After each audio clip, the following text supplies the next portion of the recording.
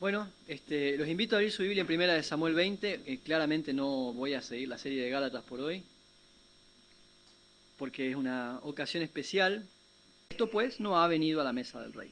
Entonces se encendió la ira de Saúl contra Jonatán y le dijo: hijo de la perversa y rebelde, ¿acaso no sé yo que tú has elegido al hijo de Isaí para confusión tuya y para confusión de la vergüenza de tu madre?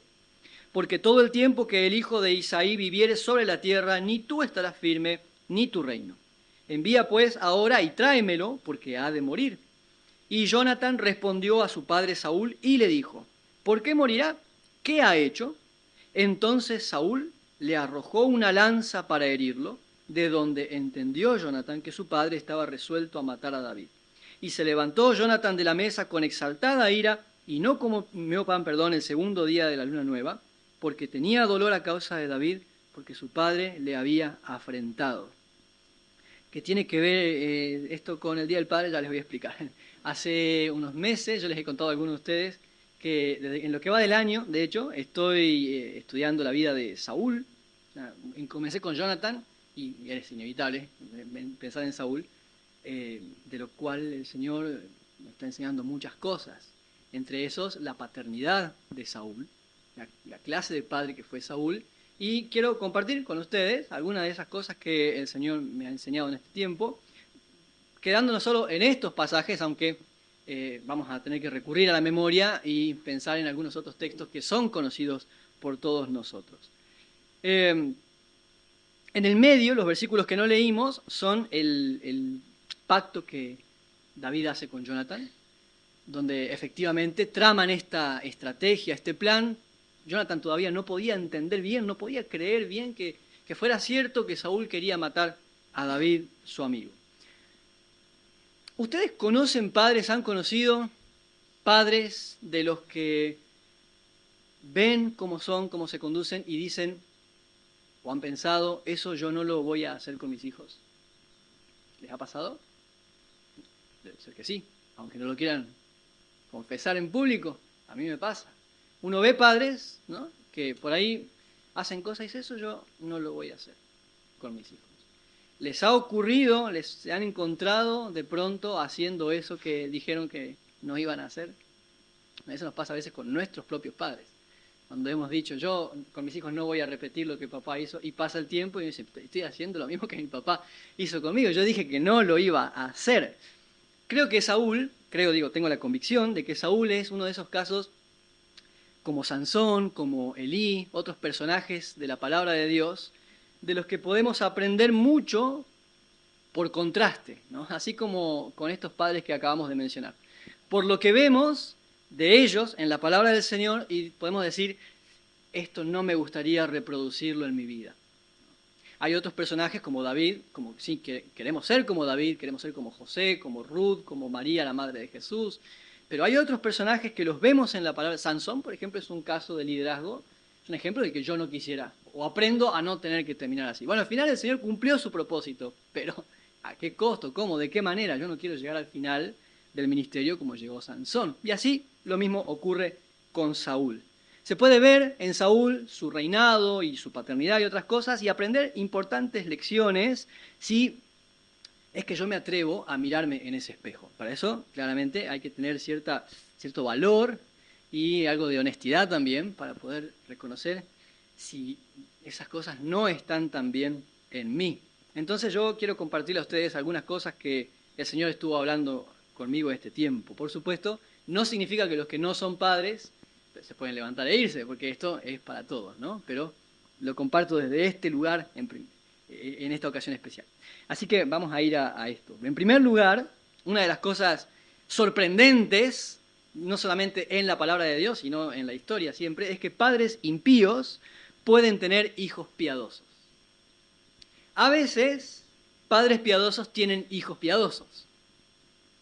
A veces, padres piadosos tienen hijos impíos. Padres que han hecho las cosas bien, como Samuel, por ejemplo, que cuando sus hijos no siguen los caminos, Dios no confronta a Samuel, no le dice: es tu culpa, como sí pasó con Elí, por ejemplo, que dijo, ellos no se toman en serio mis cosas y vos no los estás estorbando. Esa sí era responsabilidad de Elí. En el caso de Samuel no se dice eso, al contrario, Dios dice, no es tu responsabilidad lo que tus hijos están haciendo, el ejemplo tuyo ha sido bueno, pero hay casos como este de Saúl, donde padres impíos pueden tener hijos piadosos. En Gualeguaychú había un jovencito, un adolescente de 15 años, que era un joven, al principio era medio rebelde, pero después conoció al Señor y se ordenó. Un chico estudioso, responsable, trabajador, tenía buenas notas, él ayudaba a la mamá y al papá en su trabajo en el campo, ellos tenían tambo y tenían que ordeñar a mano, y se levantaba tempranito para ir a ordeñar, después llegaba a la casa, cocinaba, se iba a la escuela, era muy gentil, muy amable, comprometido con las cosas del Señor, primero como ayudante de la escuela bíblica, después como diácono, fue creciendo. Y si ustedes lo hubieran conocido y lo ven así tan comprometido con el Señor, probablemente hubiéramos pensado todos, qué lindo ejemplo de los padres, ¿no? Qué bien, cómo absorbió, cómo incorporó la fe de sus padres. Pues resulta que nadie en su familia conocía al Señor excepto él. Después su hermanita conoció al Señor, después su mamá conoció al Señor, después unos tíos conocieron al Señor, su papá todavía no, sigue luchando con eso, está ahí, que sabe que tiene, pero no quiere ceder. Y así como ese, seguramente ustedes conocerán casos de jóvenes, de adolescentes, de niños o adultos, que son fieles a Dios, a pesar de que, no por el ejemplo de sus padres, sino a pesar del ejemplo de sus padres. Cuando nosotros leemos la historia de Saúl, él comienza a apartarse. En 1 Samuel 13, ya están las primeras señales de Saúl comenzando a alejarse de los planes de Dios. Y a partir de allí empezamos a leer muchos eventos, muchas circunstancias en las que Saúl no se comporta como Dios quiere, no obedece al llamado del Señor. Todos recordarán, por ejemplo, ahí nomás, a los 2 años de estar reinando Saúl, cuando Samuel le dice, espérame que yo voy a venir para ofrecer sacrificios antes de que vayas a la guerra. Y pasan los días, Samuel no llega y Saúl dice, vamos a ofrecer el sacrificio porque esto se está desbandando. Termina de ofrecer el sacrificio y llega Samuel y le dice, ¿qué hiciste? No era tu responsabilidad, no era tu función ofrecer sacrificio. Estás rechazando lo que Dios ha instituido, el sacerdocio, en ese caso. Ya en principio nomás Saúl comenzaba a demostrar esta actitud de querer hacer las cosas a su manera y cierta rebeldía. Pero al mismo tiempo que leemos eso, también vemos a Jonathan no seguir el camino de Saúl, sino seguir un camino de obediencia y de temor a Dios. Lo vemos a Saúl con miedo, sentado debajo de un árbol en vez de ir a pelear la batalla, y a Jonathan asumiendo esa responsabilidad que tendría que haber asumido su papá en realidad, y decir, vamos a ir con su escudero. Dice, vamos a ir porque si el Señor nos va a dar la victoria, lo va a hacer con muchos o con pocos. Lo vemos a Saúl comprometiendo al ejército a no comer nada durante unos cuantos días y trayendo vergüenza, y Jonathan que come miel y se le ilumina el rostro, dice la palabra del Señor, es la expresión que usa, y cuando le dicen a Jonathan, no, ¿qué hiciste? Tu papá mandó que no comamos nada. ¿Qué hace Jonathan? Le dice, ay, no sabía yo. No, dice, mi papá está equivocado, porque no es un juramento que Dios le haya mandado a hacer y está trayendo desgracia al pueblo de Israel.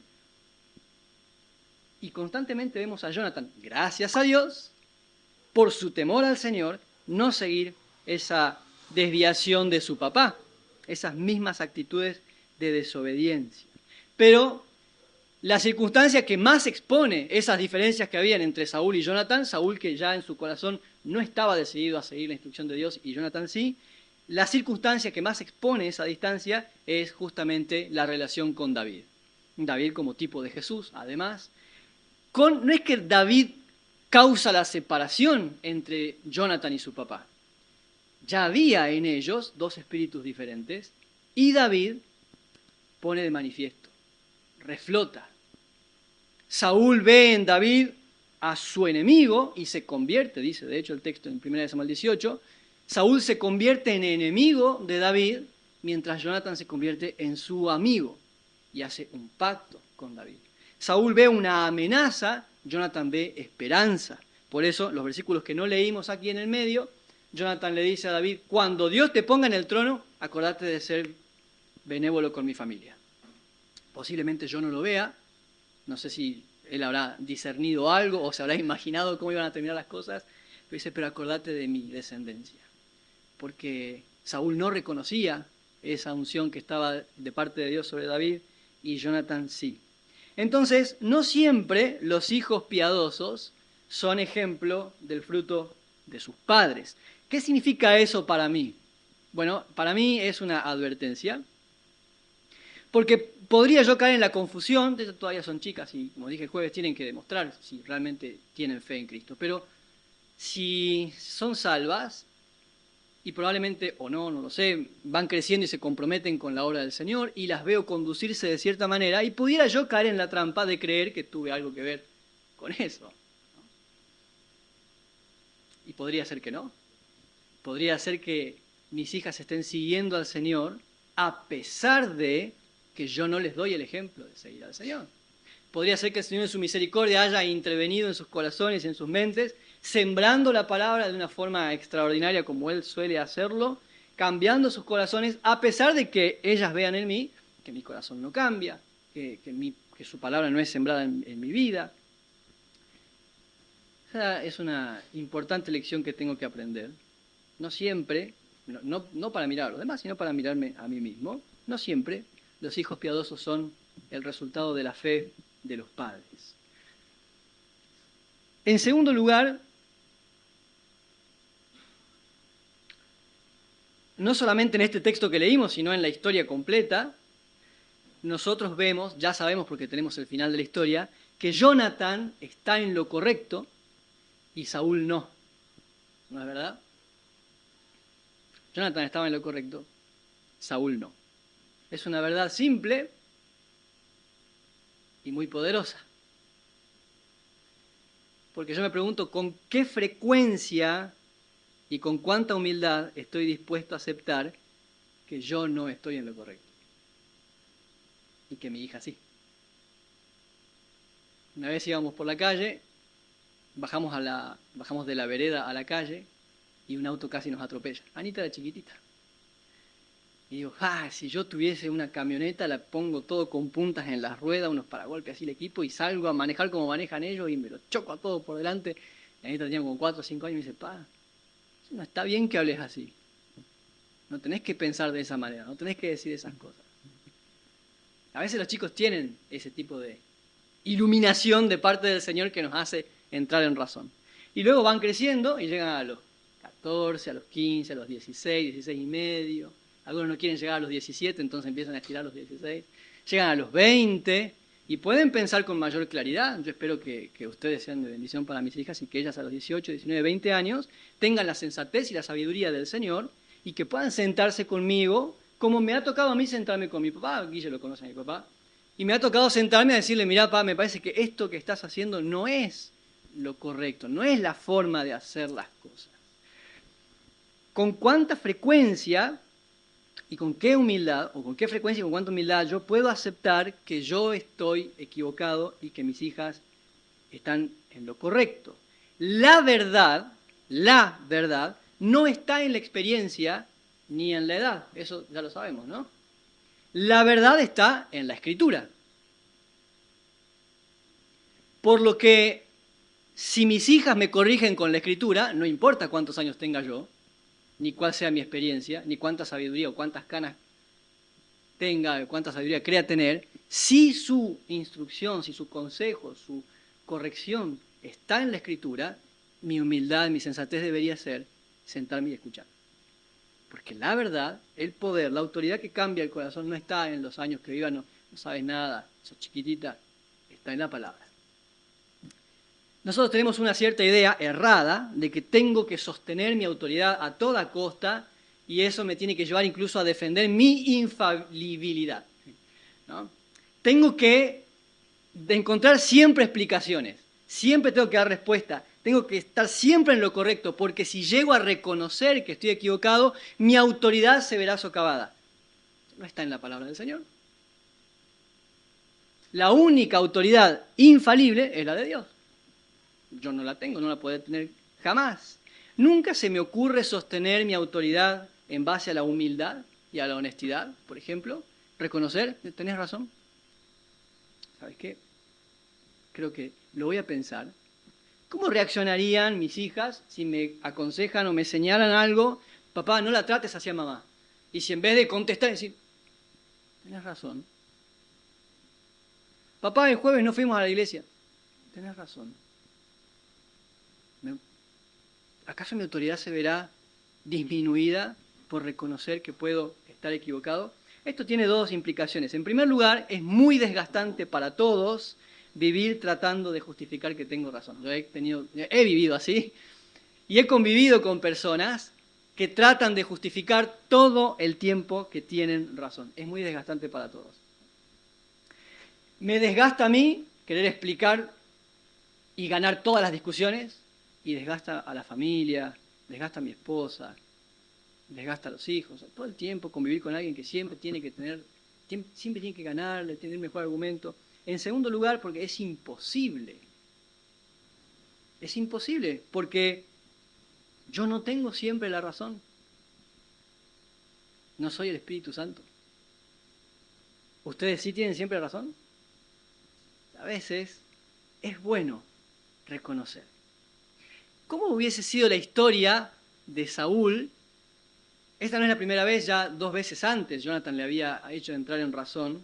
La primera pareció que sí, porque la primera vez Saúl reacciona y dice, ¿qué estoy haciendo? Tenés razón. Pero después su obstinación siguió por ese camino. Pero tratemos de imaginar cómo hubiese sido, qué leeríamos nosotros de Saúl si acá, en este texto que acabamos de leer, recién leímos en el versículo 29 y 30, cuando Jonathan le dice, no, me pidió así. ¿Qué ha hecho? Versículo 32. ¿Por qué morirá David? ¿Qué ha hecho que merezca la muerte? ¿Qué tal si Saúl hubiese dicho, tenés razón? Tenés razón. En vez de decirle, llamalo para que venga, que lo mate, llamalo que tengo que hablar con él. Vamos a sentarnos a conversar y a reflexionar. ¿Qué historia, qué diferente sería la historia de Saúl? No sé qué leeríamos. Probablemente leeríamos, y los últimos años de Saúl, David fue su servidor, los últimos años de David estuvo al lado de Saúl, pero no sé qué leeríamos, pero seguramente no sería este el final. Era tan simple como dejarse decir las cosas. Así que para mí es una gran lección. Yo no soy Dios, yo no soy el Espíritu Santo y no estoy siempre en lo correcto. Y a veces mis hijas están en lo correcto y tengo que aprender a escuchar. Lo tercero, esta es muy obvia, pero vale la pena pensarlo, el orgullo ciega y me hace ver una realidad que no existe. En el versículo 31, cuando después de insultarlo, en el versículo 30, el Reina Valera 60 es gentil, otras versiones ya lo traducen mejor, y si tuviéramos una versión argentina sería todavía más cruda, cuando le dice hijo de la perversa y rebelde, es ¿qué? Eso que ustedes pensaron. A su hijo le está diciendo eso. En el versículo 31 le da una explicación Saúl a Jonathan y le dice, todo el tiempo que el hijo de Isaí viviere sobre la tierra, ni tú estarás firme, ni tu reino. No es cierto. David no era una amenaza para el trono de Saúl y menos aún para el trono de Jonathan. Saúl ya había perdido el trono mucho antes. De hecho, David es elegido porque primero Saúl perdió el trono a causa de su desobediencia. El que le estaba impidiendo a Jonathan reinar era el propio padre, no David. Saúl perdió el linaje, la herencia. Si Saúl se hubiese mantenido en los caminos del Señor, no solo él hubiese sido rey, su hijo también lo hubiera sido. Acuérdense que el gobierno se heredaba, ¿no? Entonces, no es David la amenaza para la integridad de Jonathan, eran sus propias decisiones las que estaban trayendo ese problema a sus hijos. Pero Saúl no lo ve. Saúl ve una realidad alterada, como los presidentes de algunos equipos de Argentina. Saúl está viendo cosas que no son. Y eso es una de las evidencias, uno de los impactos que produce el orgullo. Una persona orgullosa suele ver las cosas de maneras que los que estamos alrededor deben pasar, lo deben saber, ¿no? Porque todos conocemos a algún vecino o algún amigo de esta de esta línea. Nosotros todos alrededor estamos viendo que las cosas no son así, pero la persona orgullosa sigue y cree que eso es así. Y se lo toma muy a pecho, además, como le pasó a Saúl. Lo toma como personal, cree que el problema es con él. Una vez me pasó en una congregación, yo estaba predicando y una persona se levanta y se va. Así como está sentada Sofía ahora.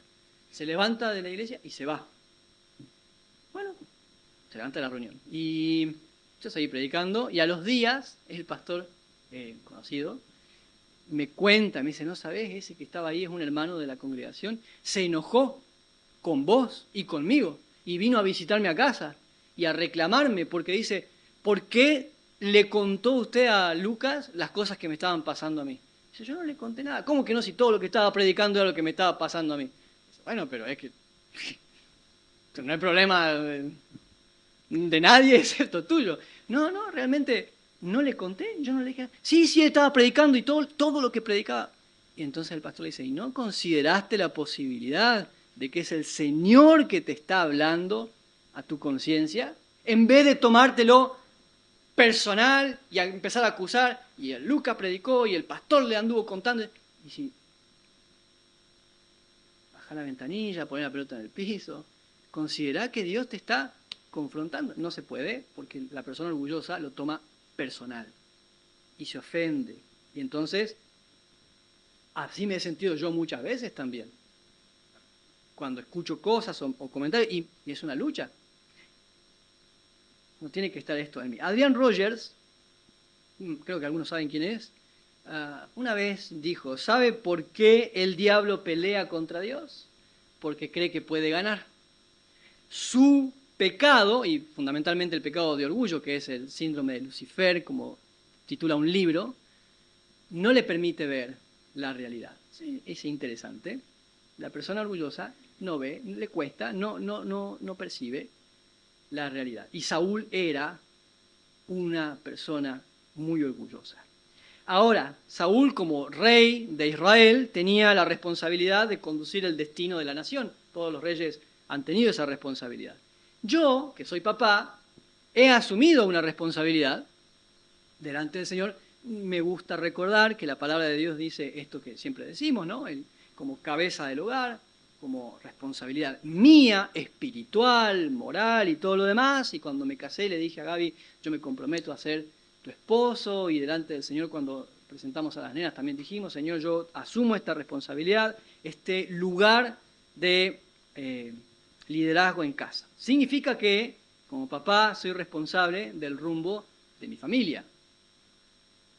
Si tomo decisiones por cómo yo me siento en determinado momento, bien o mal, entusiasmado o desanimado o lo que sea, ¿cómo afecta a mis hijas si mi relación con ustedes fuera mala y entonces yo decido aislar a mis hijas de la vida de iglesia porque mi relación con ustedes no es buena? Por ejemplo, ¿no? Cosas que nos han pasado en la vida, a nosotros como familia o en el ministerio pastoral. Entonces, qué importante es entenderlo de esta manera. En cuarto lugar, la soberbia me pone en contra de Dios, en contra de mis hermanos en la fe y en contra de mi familia. Por su soberbia, por su altivez, por su orgullo, Saúl perdió todo. No sé si han tenido la oportunidad, yo les recomiendo si quieren leer y estudiar, detenerse en la vida de Saúl. Hay cosas que es una pena, es una lástima. Tuvo la oportunidad, y yo creo que esas son las experiencias más tristes de todas.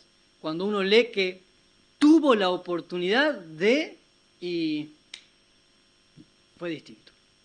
Saúl fue el primer rey de la historia de Israel, pudo haber sido diferente. Alguien dirá, bueno, Dios ya lo había planeado así, está bien. Podría haber sido distinto. Hay un texto, no lo tengo ahora porque acaba de venir a mi mente y no lo anoté en el bosquejo. Es Isaías, pero creo que es el capítulo 40. Si hubieran atendido a mis mandamientos, su paz sería como un río y su justicia correría como las aguas. Para mí debe ser que el Señor me diga, Lucas, si hubieras prestado atención, Israel hoy sería distinta. Si me hubieras escuchado, ya está. Por eso es triste, si hubieras. Ya está. Si pudiéramos volver en el tiempo y le diríamos a Saúl, ese camino que estás llevando no te va a traer bendiciones ni a vos, ni a tus hijos, ni a la nación. El pobre Jonathan, me voy a adelantar, voy a spoilear, el pobre Jonathan termina muriendo de una manera vergonzosa y deshonrosa por las consecuencias de su papá. A manos de los enemigos, a Saúl y a sus hijos los cuelgan de unos palos y los dejan expuestos ahí, burlándose de ellos, hasta que vienen de noche y los sacan de ahí y los sepultan. Pobre Jonathan, pobre Saúl. Dios ya había rechazado a Saúl por su soberbia, pero después de eso también empieza a Saúl a romper, o vemos que en la vida de Saúl se rompen las relaciones con lo que nosotros diríamos con la iglesia. Se rompe la relación con Samuel, se rompe la relación con David, aquellos que temen a Dios y se terminan convirtiendo en enemigos de Saúl. O Saúl se convierte en enemigos de ellos. Y finalmente, Saúl termina perdiendo también el aprecio y la admiración de sus propios hijos. Mical también le miente, esconde un ídolo o pone un ídolo en la cama y cuando vienen a buscar a David se encuentran que es un ídolo y Mical lo había ayudado a David a escaparse. Y Jonathan, finalmente en lo que leímos, en lo que leyó Sophie, mejor dicho, hace un pacto con David y le dice, si mi papá está buscando tu vida, te aseguro que mi lealtad está con vos, no con mi papá. A los padres a veces nos da un poquito de urticaria, ¿no? Porque quisiéramos que nuestros hijos sean siempre leales a nosotros. En realidad, yo quisiera que mis hijos sean siempre leales a Dios. Por lo que el día que yo me aleje de Dios, no deberían ser leales a mí, porque solo va a traer dolores a su vida y a su matrimonio. Deberían tener la capacidad que tuvo Jonathan de distinguir, papá, yo te amo, pero si no estás con el Señor, mi lealtad tiene que estar con los que sí le temen. De hecho, la historia de Saúl es muy triste porque todo lo que Saúl intenta retener, lo termina perdiendo, ¿no? Justamente porque quiere obligar, imponer, amenaza, como acabamos de ver acá en la vida de Jonathan, tráemelo, que lo voy a matar, y le perdió todo. Nunca vemos a Saúl que procede arrepintiéndose. Nunca lo vemos a Saúl. Cuando Samuel le dice, Dios ya quitó el reino de ti y se lo ha dado a otro mejor, se da vuelta y no lo vemos a Saúl diciendo, no, me lo merezco, perdón, Señor. No, ¿qué hace Saúl? ¿Se acuerdan? Se estira y le quiere agarrar el manto a Samuel y le rompe el manto y le dice, de la misma manera Dios ha roto tu ministerio. Siempre eso, siempre esa carnalidad, esa humanidad, tratando de resolver humanamente lo que espiritualmente ya no tenía. Nunca vemos a Saúl que dejándose tratar por Dios.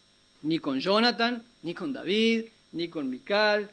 Hay que ver qué habrá sido la vida de la esposa de Saúl, eso me pregunto yo, porque no fue nada amoroso cuando se pelea con Jonathan, ¿no?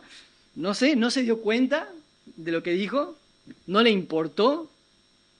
¿Cómo es que maldice a la madre de su hijo? Hijo de la perversa y rebelde. Ya no estaba en sus cabales. Todo el tiempo el pobre Saúl termina le suma sus decisiones carnales, orgullosas, a cada error que comete. Comete un error y en vez de arrepentirse en el espíritu y buscar al Señor, hace otra cosa carnal para tratar de resolver ese error. Lo que genera más errores y de nuevo otra cosa carnal y estos insultos, esto no viene del Señor, insultarlo hacia su hijo. Por muy mal que creyera que el hijo estaba, no es como un padre que supuestamente está ungido por Dios, debería proceder con su hijo. Bueno, todo eso es lo que el Señor me estaba hablando acá. Entonces, me advierte Dios por medio de su palabra, tené cuidado, Lucas, la soberbia termina en relaciones rotas. Te va a llevar a romper relaciones con todos, con Dios, con la iglesia, con tus propios hijos. Por no ser más sensato, más humilde. Y podríamos seguir un buen rato, pero hay que ir a comer los ravioles. Pero podríamos mencionar la ira desmedida, por ejemplo, con la que Saúl reacciona. Le tiró la lanza. ¿Se acuerdan a quién le había tirado la lanza antes? Al propio David. Y acá lo vemos que lo quiere matar. A veces nosotros también le lanzamos ciertas lanzas a nuestros hijos, Yo creo que ninguno aquí ha tratado de asesinar a su hijo, pero a veces sí le lanzamos aventamos otro tipo de lanzas, de lo cual el Señor también siempre tiene que hablarme. Tener cuidado con eso. Entonces, yo puedo mirarme en el espejo de Saúl y verme tal cual soy. No es cómodo, pero puedo mirarme en el espejo de Saúl y ver en qué me parezco a Saúl. ¿En qué cosas me parezco? De ahí entonces lo siguiente, ¿de qué necesito arrepentirme? Porque si me parezco a Saúl en ciertas cosas, tratar de justificarme o explicar no me va a llevar a ningún lugar prudente. No me va a servir. Sí, lo que pasa es que mi papá era así. Entonces, como mi papá era así, yo también soy. No me va a ayudar a mejorar. Bueno, le dije de todo, pero ¿vos viste lo que hizo? No me va a servir. ¿Se acuerdan que Adán y Eva, Génesis, capítulo 2, cuando Adán y Eva pecan y Dios los confronta, empiezan a echarse culpas enseguida, ¿no? La mujer, la serpiente, y la serpiente, bueno, miraba para todos lados y no tenía nadie más a quien echarle la culpa. Nosotros a veces todavía seguimos así como diciendo, la serpiente, pobre serpiente. No me ayuda, no me ayuda. ¿Qué fue lo que Saúl no hizo? No se arrepintió. Entonces, ¿qué puedo hacer yo? Sí, arrepentirme. Cuando la palabra del Señor llega a mi vida y veo, acá, esta parte, es que realmente me doy cuenta que he estado siendo muy agresivo en mi vocabulario, en mi lenguaje con mis hijas y con mi esposa, es algo de lo que necesito arrepentirme. Voy a pedir perdón. Le voy a pedir perdón a mis hijas también. Chicas, ¿ustedes se acuerdan el otro día cuando yo les dije, hija de la perversa y rebelde, como dice Saúl, ¿no? Quiero creer que nadie habrá dicho una cosa así. ¿Te acordás el otro día que yo me enojé y agarré el plato y revolé contra la pared y lo rompí? Bueno, lo que hiciste está mal, pero no está bien como yo reaccioné también. Vamos a poner las cosas en claro. No te estoy diciendo que lo que hiciste está perfecto, sigue estando mal, pero también tenés que saber que mi reacción no es la correcta. Perdóname. Y tengo que ver porque acá viene la otra parte, que al día siguiente no vuelva a revolver platos. No. Si no, es como, bueno, esas relaciones donde siempre se pide perdón, pero nunca se cambia. Entonces lo siguiente es eso. ¿Qué tengo que cambiar y cómo voy a cambiar? Quizá tenga que pedir ayuda. Probablemente tenga que hablar con el José, pobre, que recién que discutimos, pero ahora ya nos reconciliamos. Entonces, ahora que ya estamos reconciliados, tenga que sentarme con José y decirle, ¿sabes qué, José? Mira, está pasando esto. No sé, esto de Saúl. Soy muy orgulloso. Últimamente me doy cuenta que todo me lo tomo muy personal y me afecta, me enojo fácil, ¿no? Reacciono mal, cualquier cosita me altera. Esto de la ira desmedida, de repente la nena tiró un vaso en la mesa y reacciono como si hay cosas que están mal en mí, porque eso no es la paz del Señor, eso no es lo que quiero en casa, entonces necesito que me ayudes. Y bueno, y ahí José verá cómo, le tiro el problema, José verá cómo me ayuda. Bueno, él, con la sabiduría del Señor, que el llamado que le ha dado para el ministerio, sabrá qué hacer, ¿no? Y me acompañará en eso. Tendré que pedirle ayuda a mi esposa también y decirle, mirá, mi amor, cuando vos ves que yo me empiezo a alterar, enseguida vos tenés que calmarme, tenés que decirme, tocame el hombro, así no, pedir ayuda. Eso es algo que Saúl no hizo. Ni pidió ni se dejó ayudar. Cuando Jonathan lo quiso aconsejar, en vez de escuchar, no se dejó ayudar. Y finalmente, la mejor solución que tenemos nosotros, la mejor respuesta para no ser como Saúl, lo compartí esta mañana en mis redes sociales, tal vez ya lo vieron, es que tenemos la esperanza de que tenemos al mejor Padre de todos como ejemplo. Dios es mi Padre, es el Padre de todos aquellos que conocen, que aceptan a Jesús. En Efesios 5:1 dice, sean pues imitadores de Dios como hijos muy amados. Entonces esto no es solo el conocimiento teórico de, a ver, ¿cómo es Dios? Acá está. ¿Cómo es? ¿Cómo actúa el Señor? Acá está. Puedo aprender de Dios. ¿Cómo es Él? Pero además, en mi experiencia con Él, en mi relación con Él. ¿Cómo es el Señor conmigo? Es paciente, es constante, es fiel, es leal. Jesús, cuando estuvo en la tierra, dejó un buen ejemplo también para mí como liderazgo. Yo puedo aprender de eso en mi relación con el Señor. Jesús no le dijo a los discípulos, vayan a ser discípulos, y Él no lo había hecho nunca. Él dio el ejemplo. De hecho, ¿se acuerdan? Le lavó los pies y le dijo, ejemplo les he dado para que como yo estoy haciendo con ustedes. ¿Qué aprendo yo como papá? Que tengo que entonces darles el ejemplo y mostrarles. Y si yo quiero que ellas sirvan al Señor, tienen que verme servir al Señor. Si quiero que amen al Señor, tienen que verme amar al Señor. Si quiero que oren, tienen que verme orar, ¿no?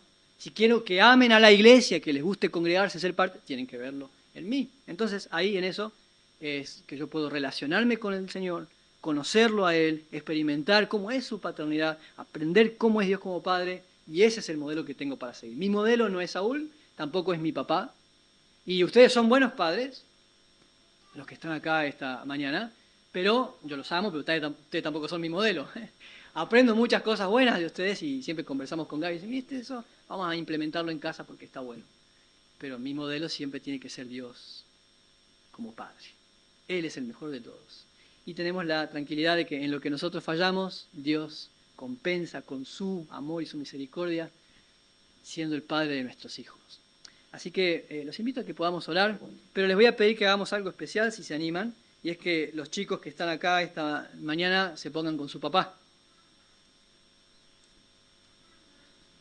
Bueno, ustedes no, porque tienen que venir hasta acá. Ustedes quédense allá. Pero los que están cerquita, para que puedan orar por su papá, ¿sí? ¿Quieren darle un abrazo, poner una mano en el hombro? Ahora, porque va a ser lindo que podamos orar por nuestros padres. ¿Saben qué? No es fácil ser padres, ¿eh? Así que no vayan a pensar que... ¿no? Es lindo, pero no es fácil. Entonces vamos a orar por los padres. Es un momento nada más. Que el Señor nos ayude. Bueno, vamos a orar, sí. Señor, te doy muchas gracias en esta mañana que nos has concedido por este día tan hermoso que creaste. Y gracias porque como familia podemos acercarnos a tu presencia, a adorarte, a reconocer que necesitamos tu perdón. Lo estuvimos cantando antes, lávame en tu sangre, quita nuestros pecados, transforma nuestras vidas. Nosotros queremos ser como tú. Señor, te doy gracias por cada papá que está esta mañana aquí en este lugar. Te pido que los bendigas con la mayor de las bendiciones que podemos recibir. Además de los regalitos, además de la comida y de muchas otras cosas, la mayor bendición de todas es tu presencia en nosotros. Tu amor constante.